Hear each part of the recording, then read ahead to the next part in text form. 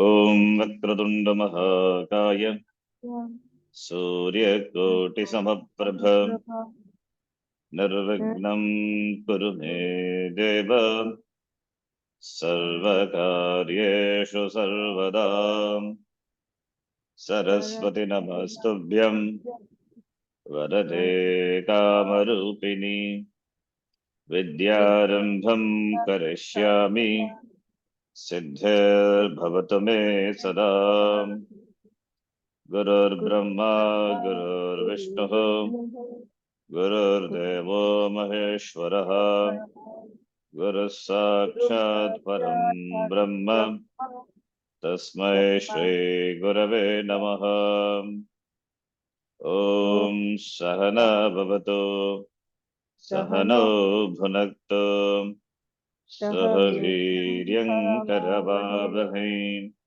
Tejasvinavadhidamastama Vidvishavahai Om Shanti Shanti Shanti Om Shri Paramatmane Namaha Om Shri Paramatmane Namaha. Atatritayodhyayah Atha Titiyodhyayah. Shri Bhagavanuvacha Shri Bhagavanuvacha. Shloka number 8 Niyatam Kuru Karmatvam Yatham Kuru Karmatvam. Karmajyayo Hyakarmanaha Karmajyayo Hyakarmanaha.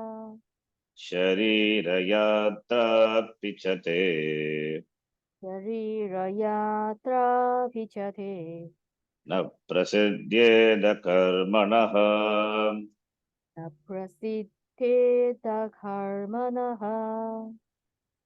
So Bhagavan Krishna says here in this shloka, we have seen up to 7th shloka, the last class. So now in this shloka, Niyatam Kuru Karmatvam. If you remember, in the 6th shloka, you talk about the hypocrite, the one who having withhold the karmendriya but dwelling on the indriya vishaya through indriya, jnanendriyas. He is a mithyachara, hypocrite. Therefore, compared to him, the one who has restrained the sense organs with the mind and practicing karma yoga with the karmendriya, that person is better than the previous person, the mithyachara. Therefore, niyatam kuru karmatvam. This being so, kuru, madhyama purusha ekavachanam, lot lakara, kuru. Karma kuru, you do karma. Tvam kuru, tvam is understood. It is a tvam. Niyatam kuru karmatvam, tvam kuru, karma. Niyatam is the karma which is obligatory. That must be done. What is to be done? Kartavyam karma, niyatam karma. The karma which must be done, whether it is Vaidika or Laukika. Vaidika karma is Nitya Naimitya karma. Laukika karma is karma in keeping with one's stage of life. Stage and varna and ashrama. So karma you do. Why? Because doing is better than not doing. Because by not doing, you only become lazy. You don't gain anything. At least if you do it, you will gain something. By not doing, not only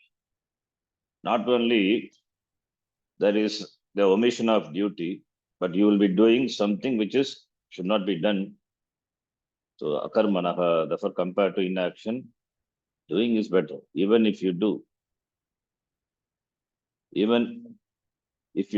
inefficiently, that is better. But you must do. That is the idea.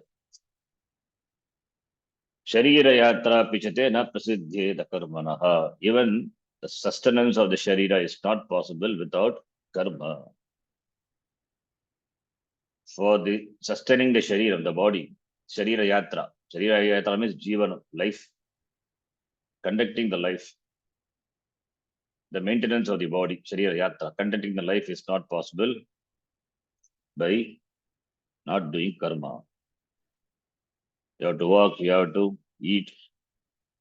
For eating, at least you should do the karma of opening. You have to breathe. Breathing is a karma. Everything is karma. So how the body will sustain without doing karma? All the internal organs are performing function all the time. And you also have to perform action for sustaining the Sharira. Therefore, one cannot remain without karma at any point of time. Therefore, akarmanaha karma jayaha, therefore karma kuru. Compared to inaction, action is better. Later, Bhagavan would say, Swadharme nidanam shayaha paradharmo bhayavagaha.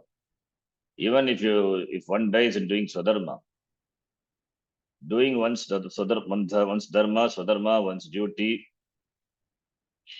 doing one's duty inefficiently, ineffectively is better than doing others' duty, other karma effectively. Later he says. He says, Nidanam Sheha, even death is better in doing one's karma. Even one happens to die in doing one's duty, that is better than doing others' karma effectively. So it means what ought to be done should be done.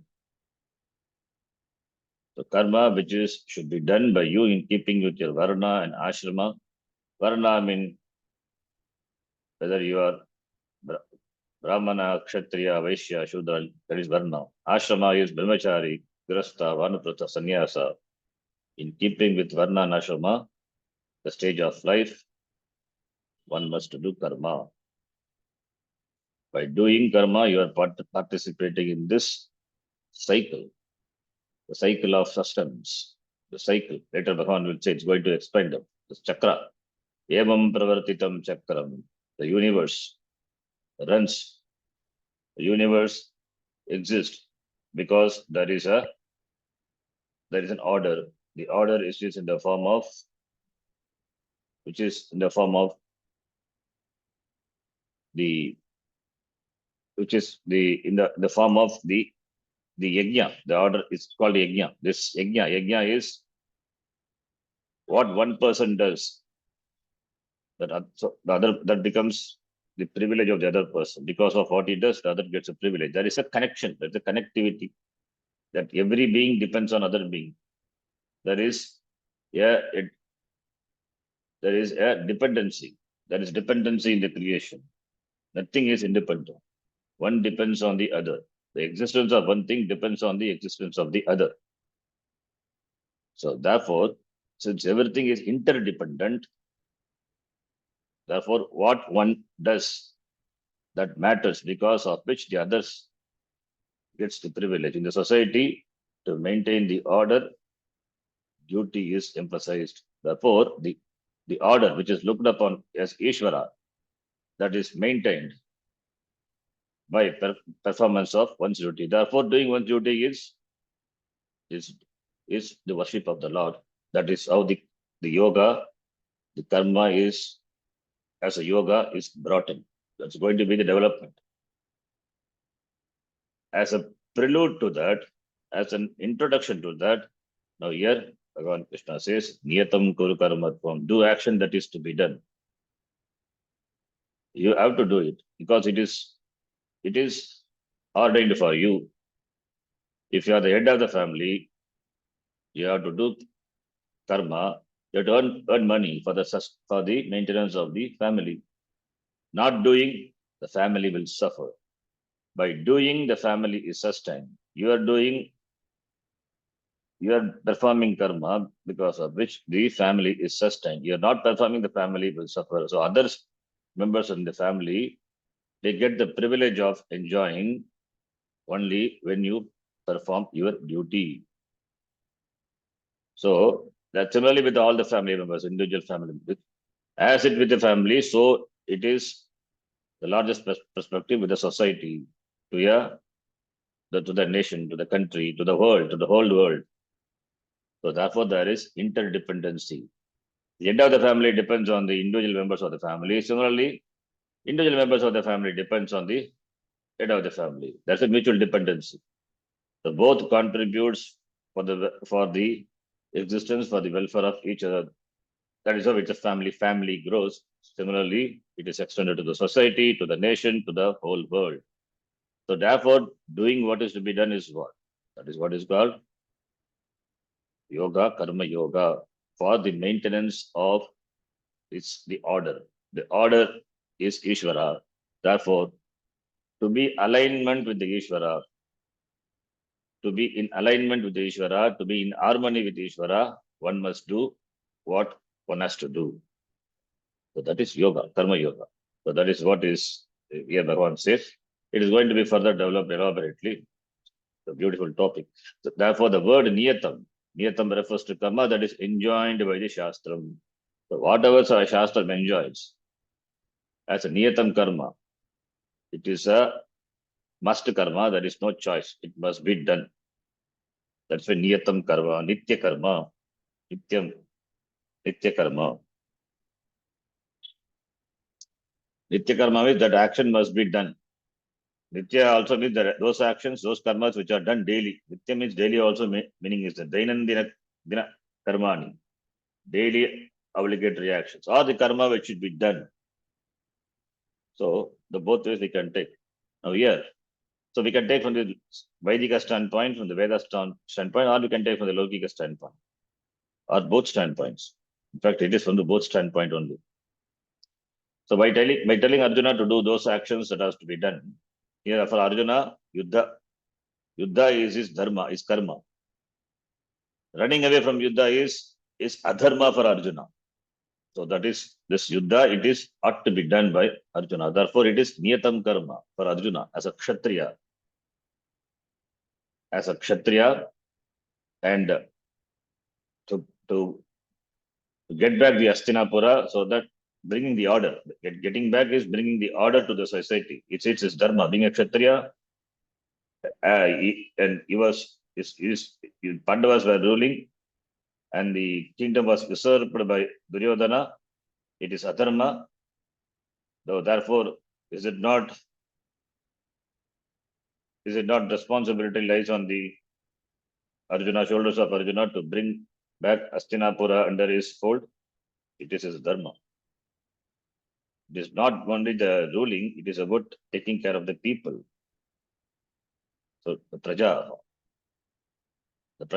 the society which were under the control of Duryodhana, which were suffering under Duryodhana.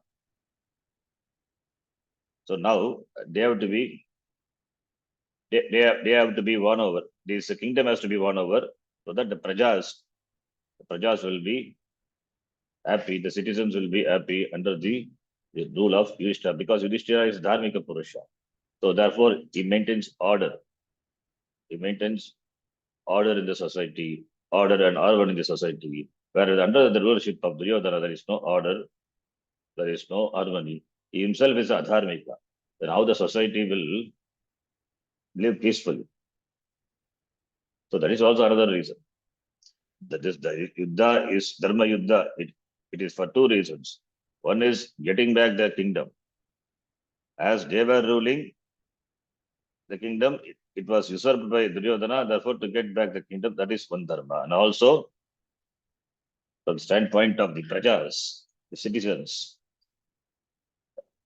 and as a Raja, its responsibility lies on the shoulder of Yudhishthira and the Pandavas. Therefore, Arjuna has to fight. Therefore, it is fighting is dharma for Arjuna, being a Kshatriya, and that also the prince of the Astirapura.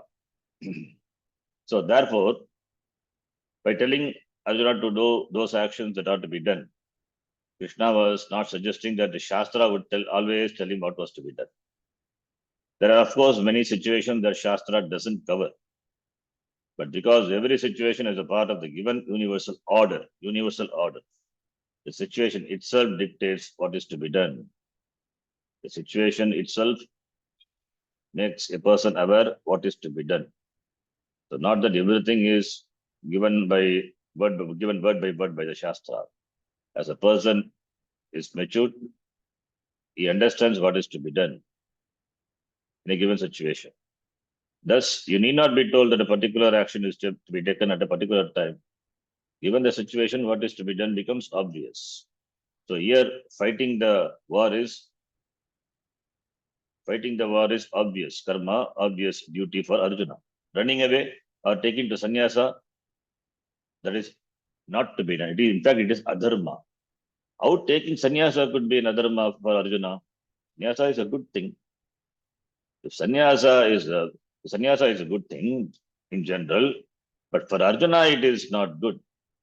If Arjuna wanted to take sannyasa, then you should not have come to the Kurukshetra battlefield. He had been preparing for the war since 13 years. 12 years he spent in the forest and 1 year incognito. All these years he was preparing for this day, this D-Day. So, therefore, having come to the Kurukshetra now, if he turns back, it is adharma. So, and even though Arjuna he tried to substantiate his view, as it is, we have seen in the first chapter. In the second chapter, Krishna answered, answered all the objections and dismissed. So, therefore, what is to be done is obvious. So, Arjuna, for him, the situation here is Yuddha, therefore, he has to fight. For Arjuna, it is fight, not for everyone. Similarly, for everyone, in keeping with the situation, one has to do karma. Therefore, niyatam karma kuru. What is to be done by a person. The karma that is obvious in a given situation, that which is proper, is also called niyata karma. So that is called proper. That which is proper is called niyata karma, or that which is to be done daily, nitya karma, that is also called niyata karma. That is ordained by the Shastra. Here it is more appropriate to take the word niyata to be that which is to be done, that which is proper in a given situation. That is niyata karma. That meaning is appropriate. You can take nitya karma also, but this meaning is more appropriate here. It is niyata either by the order of dharma or because it is enjoined by the Shastra. Enjoined by the Shastra means niyata or by the order of dharma. Order of dharma, it is the understanding of the person. The person understands the situation and is aware of what is to be done. That is, therefore, that becomes niyata. That is order of dharma. In any case, it is a karma that must be done daily or occasionally, whenever. So, therefore, Krishna told Arjuna to perform action because it is definitely superior to doing nothing. If you don't know the Atma and do not do karma either, nothing will be accomplished. By karma, nothing is accomplished. Instead, all that will happen is that the body will become sick and antakarna, the mind, will become even sicker. Sick becomes lazy and therefore it becomes sicker. Thus, doing karma is definitely superior. Doing karma is superior to not doing, and doing karma yoga is superior to just ashrama sannyasa, just taking sannyasa without preparation. So that is such previous talk of the comparison. Karma yoga visishyate. Karmendrehi karma yoga visishyate. Karmendrehi karma yogam eka karoti. That person, that karma yoga visishyate compared to mithyachara, who doesn't do karma but is mind all over the indriya vishaya. So similarly here, better than not doing, doing is better. Compared to inaction, action is better. Compared to inaction, action is better. Compared to action, karma yoga is better. So the karma is compared to not doing, doing is better. Even better, at least do. You can entertain desires. You can do karma which is for gaining certain ends, security or pleasure. It is better than not doing. At least you will accomplish something in life. Compared to that, karma yoga is better. So, akarmanaha karma jayasi, then karmanaha karma yoga, karmanaha karma yoga jayaha iti. That's a karma. Okay, now here, the word Sharira Yatra in this shloka refers to the journey of the living body, maintenance of the Shariram. Jivanam ityartaha. Sharira Yatra means life. From birth onwards, it has been journeying. Even though it reaches certain stages, there are still stations to travel to, like a train that has not yet reached its destination. The journey of living, Krishna said here, doesn't take place if actions are not performed. You simply cannot live your life. Even mere survival is not possible. And by merely surviving, you are accomplishing nothing. Life is not for mere survival. Even a frog manages to survive. Every living organism has an instinct for survival and does survive for as long as it can. Since anyone and anything can survive, survival is not considered to be a human accomplishment. Life, human life especially, is not just for surviving. It is for some accomplishment. That is why the fourfold Purusharthas, human ends, security, artha, pleasure, kama, righteousness, dharma, and last Purushartha, liberation, moksha, are mentioned in the Shastra. So every karma comes under one of these Purushartha. Even though moksha is the Purushartha, it is looked upon as though four. Dharmartha, kama, moksha, Purushartha, Chaturvida Purushartha. So it is for accomplishing any one of these four. Since these are ends to be accomplished, we have various desires that impel us to attempt to fulfill them. To just survive, one must at least eat. There is a Swami who is said to be such a great sannyasi that he doesn't use his hands even for eating. However, he does open his mouth so that someone else can put the food in. Obviously, he doesn't understand that opening his mouth is an action and closing it is another action. To say nothing of chewing, swallowing, and preparing for the next mouthful. This same Swami will not talk either. He does nothing, and people call it Naishkarmya, which is not. So not doing is not Naishkarmya, wrongly understood. Even eating is not possible if you do no action. And to live, you have to get your food somehow. If you will not use your hands to eat, someone else has to put the food into your mouth. When others have to cook your food and put it into your mouth, there is action. Earning the money to buy the food and materials needed to prepare it is also action. Since survival cannot possibly without action, do what is to be done by you. By telling Arjuna to perform action, Krishna was telling him not to be afraid of action. Arjuna's problem was that his karma was the cause of being bound.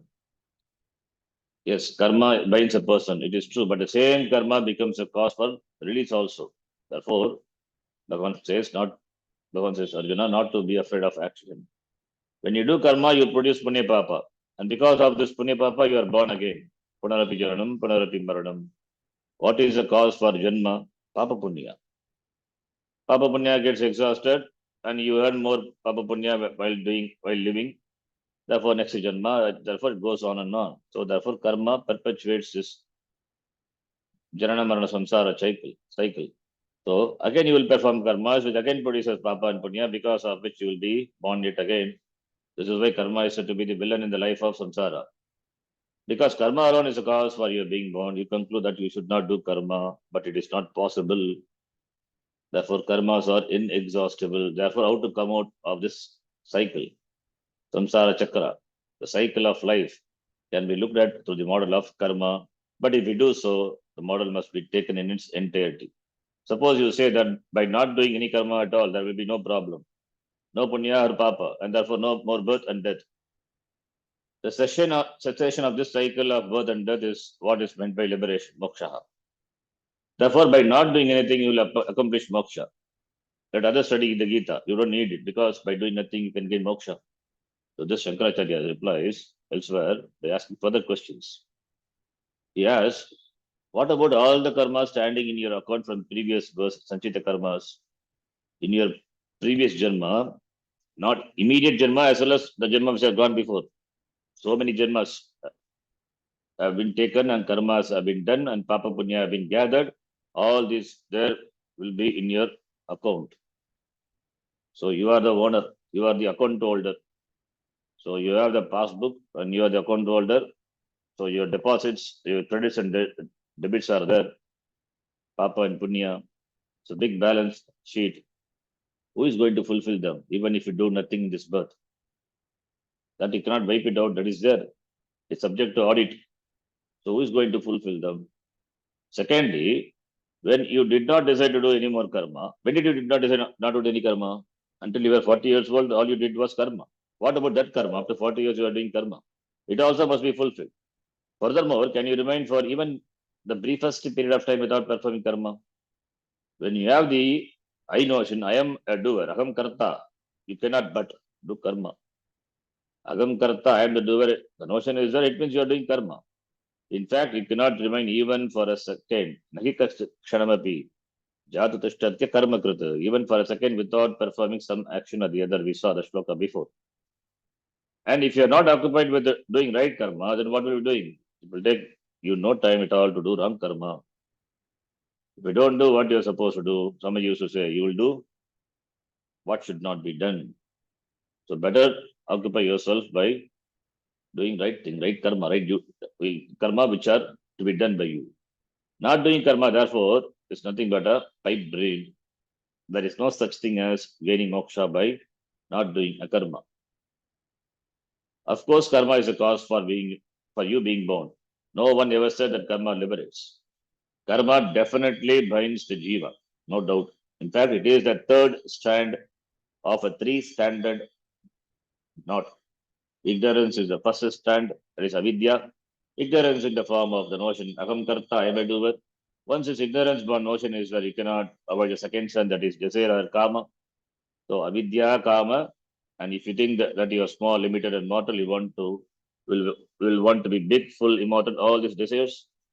Because you don't want to be limited by ignorance, limited by the knowledge that you have limited knowledge, you don't accept it. Ignorance, this means that you want to be free of the limitation of knowledge and ignorance, which is another desire. There is also the desire to be happy, to be from unhappiness, inadequacy, lack. These desires arise because you don't know that you're already full. When this ignorance is there, desires also will be there, and of course, they will be according to your limited knowledge. Therefore, even your wants are not very big. You may want this and that, but they are all small ones really. Then, in order to fulfill all these wants, you perform karma, which produces punya papa, that create new janmas for you, births for you. Therefore, given this ignorance, desire, action cycle, these are the three strands of what is it? Ignorance, avidya. Ignorance causes, because of ignorance, there is desire. Because of desire, there is karma. And karma will produce karma pala.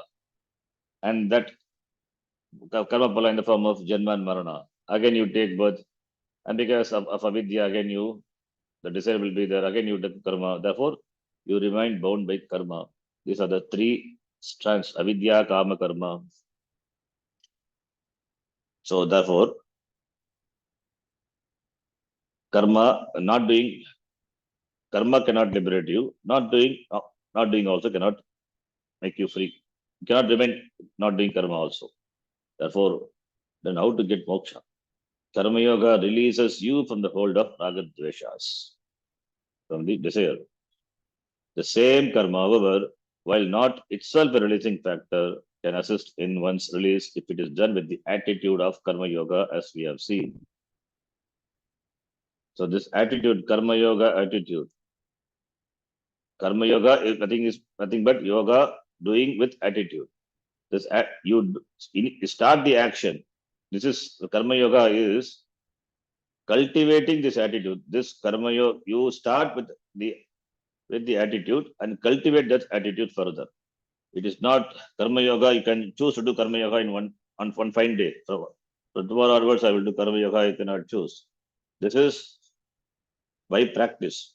Karma yoga attitude also is developed by practice. You get clarity. You come to know what really you want in life. Then you start doing karma with Ishwararpana Buddhi as a worship of the Lord. So you do karma, you do karma, but there is slowly bringing a change in the attitude in doing the karma. So by that, an attitudinal change, by doing attitudinal change is brought in you. So then you become a karma yogi. So it is by doing you become, not you already have become and then you're doing. In order to become, you do it. Not after having become, you do. I think this was a question you asked last class. So therefore, attitude of karma yoga, it is something to be developed. So in the beginning, you start, it's something like in the beginning, you start a business with some investment. Later, when you earn profit, then again you put it into that and further develop the business. Then you become a successful businessman. Then you only become successful. Similarly, here also. In the beginning, you start you start doing karma with the certain attitude. You have got some clarity, so wanting the end in keeping the end in mind, as instructed by the Lord in the Gita, you start doing, even though you don't like, but you do it. You are practicing. By practicing, then you develop this attitude, karma yoga attitude. Once it becomes natural, then antakarna shuddhi. That is the end. That is gained over a period of time. Maybe in this janma or next janma, whatever janma is. So you become free of all these impurities. That is, this is what we call this embellishment. All the impurities are by yoga, karma yoga, it is embellished. Atma is ever pure. Atma is need not be embellished. This something like a layer is covering the lake. So that is removed. Therefore, karma yoga. So yoga, the attitude is by practice.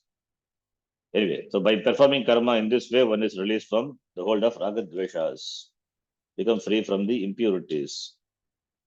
So the mind becomes now, because of this, the mind becomes relatively quiet, relatively tranquil, composed, so that ready for the pursuit of knowledge. So as long as the mind is under the influence of likes and dislikes, otherwise called desires, one cannot pursue jnana. Therefore, only karma as a yoga suggested before. It's a preparatory method for jnana. But knowledge only liberates a person, not karma. For that, karma yoga is the means, preparatory means. It's the ground preparation. Therefore, the same karma becomes a means, a sadhana. Karma which binds a person, that karma alone becomes a means. It is like removing a thorn by another thorn. So karma itself becomes a means, turning the karma into a sadhana by bringing in the attitude. Therefore, the karma becomes karma yoga. It's a sadhana, it's a practice, becomes a spiritual practice. So that becomes a sadhana. That's called the karma yoga sadhana, karma yoga, by which the person gains pakvata, yogyata for jnana. So once he gains yogyata, then one can go to the guru, receive upadesha, and contemplate on the teaching and gain moksha. This is the essence of the entire Veda, in fact, Karma Kanda and Jnana Kanda. That is Gita Shastra. It's a Karma Yoga Shastra. The Karma Yoga, as well as it is, we chant, no, this is Brahma Vidya, Karma Yoga, Brahma Vidyaya, Yoga Shastre. Therefore, this is the Yoga Shastra as well as Brahma Vidya. Teaches Karma Yoga as well as Brahma Vidya.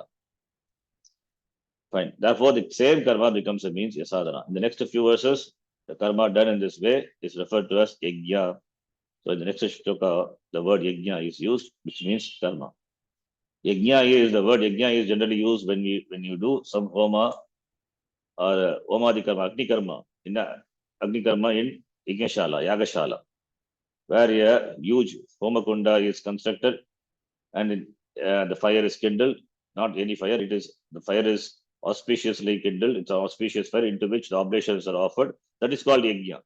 Now, this karma, what you do, that is to be done karma, that itself is looked upon as a yajna, becomes a yajna. In the yajna, to the yajna, what you gain? Ishvara prasada, the grace of the Lord. That's why that's why the karma is looked upon as yajna, it becomes yoga. It becomes yoga. It's a yajna. As you do yajna to gain certain ends, punya, adrishtam you gain. Similarly, karma, when it is looked upon as an yajna means there is some reverence. Yajna, when you bring the attitude of yajna, there is some reverence for the Lord.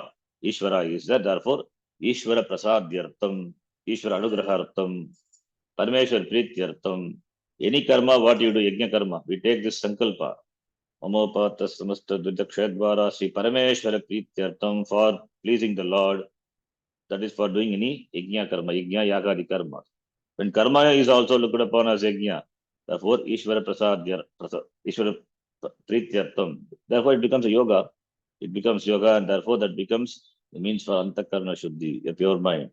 With this pure mind, the person gains a knowledge that is moksha. It's very clearly given.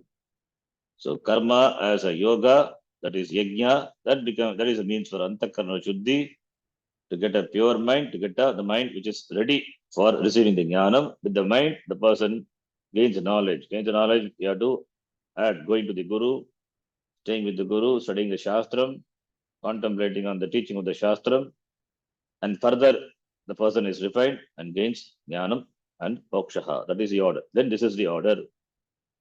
Beginning with the next shloka and ending with the 16th shloka, the Krishna talked about karma as a means leading to moksha. So karma yoga is beautifully explained in this shloka. That is 9th shloka to 16th shloka. We will see next class. Om Purnamadav Purnamidam Purnat Purnamudachyate Purnasya Purnamadhaya Purnameva Vashishyate. Om Shanti Shanti Shanti. Harihi Om Shri Gurubhyo Namaha. Harihi Om. ಧನ್ಯವಾದ. Dhanyavadaha.